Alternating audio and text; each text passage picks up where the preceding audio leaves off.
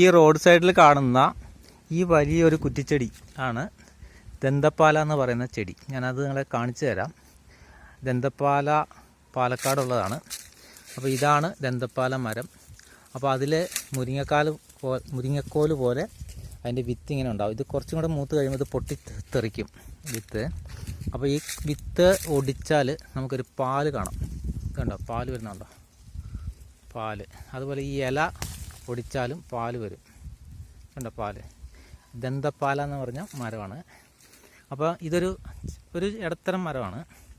അപ്പോൾ ഇതിൻ്റെ ഈ ഇല മുഴുവൻ പറിച്ചാൽ ഒരു 10 ലക്ഷം രൂപയോളം നമുക്ക് ദന്തപ്പാല ഓയിലുണ്ടാക്കി മാർക്കറ്റിൽ വിൽക്കാൻ പറ്റുന്ന ഒരു പ്രൊഡക്റ്റാണ് ഞാൻ നിങ്ങളെ പരിചയപ്പെടുത്തുന്നത്.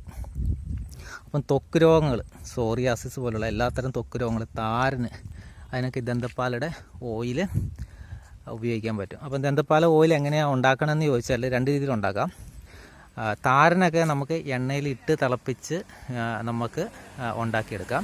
സോറിയാസിസിന് ഉരുളിയിൽ നമ്മളിതുപോലെ നല്ല വെയിലത്ത് സോറിയാസിസിന് മാറാൻ വേണ്ടി ദന്തപ്പാലയുടെ ഇല പറിച്ച് നല്ല ശുദ്ധമായ വെളിച്ചെണ്ണയിൽ വെയിലത്ത് വെച്ച് ഉരുളിയിൽ ഒരു 7 ദിവസം മറിച്ചും തിരിച്ചൊക്കെ ഇട്ട് നമ്മളത് ഈ ഇല വേവിച്ചെടുക്കണം, സൂര്യപ്രകാശത്തിൽ മാത്രം. അപ്പോൾ അങ്ങനെ ചെയ്യുമ്പോൾ എന്ത് സംഭവിക്കണമെന്ന് ചോദിച്ചാൽ, ഈ രാസപ്രവർത്തനം നടത്തിയിട്ട് ആ എണ്ണ ഈ മരുന്നെല്ലാം അതിലേക്ക് കയറിയും എണ്ണയ്ക്ക് നല്ല നീല കളർ വരികയും ചെയ്യും. നല്ല കടുനീല കളർ വരും. അപ്പോൾ ഇതുണ്ട്, പാൽ ഒഴുകുന്നുണ്ടോ, ഞാൻ പൊടിച്ച ആ വിത്തിൽ നിന്ന് പാലിങ്ങനെ ഒഴുകുന്നുണ്ടോ. അപ്പോൾ ഈ കറ എണ്ണയിൽ ലയിച്ച ശേഷം ഈ ഇലയിലെ കറ എണ്ണയിൽ ലയിക്കും. അങ്ങനെ ആ എണ്ണ ഔഷധ ഗുണങ്ങളുണ്ടാവും. അപ്പോൾ എല്ലാവിധ ത്വക്ക് രോഗങ്ങൾക്കും പുറമെ തേക്കാൻ പറ്റുന്നത് ആണ് ഈ എണ്ണ. സോറിയാസിസ് വരുന്ന ആൾക്കാർ അത് ശുദ്ധമായ വെളിച്ചെണ്ണ തയ്യാറാക്കിയിട്ട് ഉള്ളിലും 1 സ്പൂൺ ഡെയിലി കഴിക്കാറുണ്ട്. അങ്ങനെ അവരുടെ രോഗം ശമിക്കും.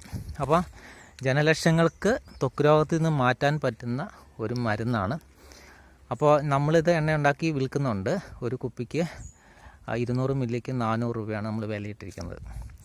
അപ്പോൾ ഇതാണ് സോറിയാസിസിൻ്റെ മരം.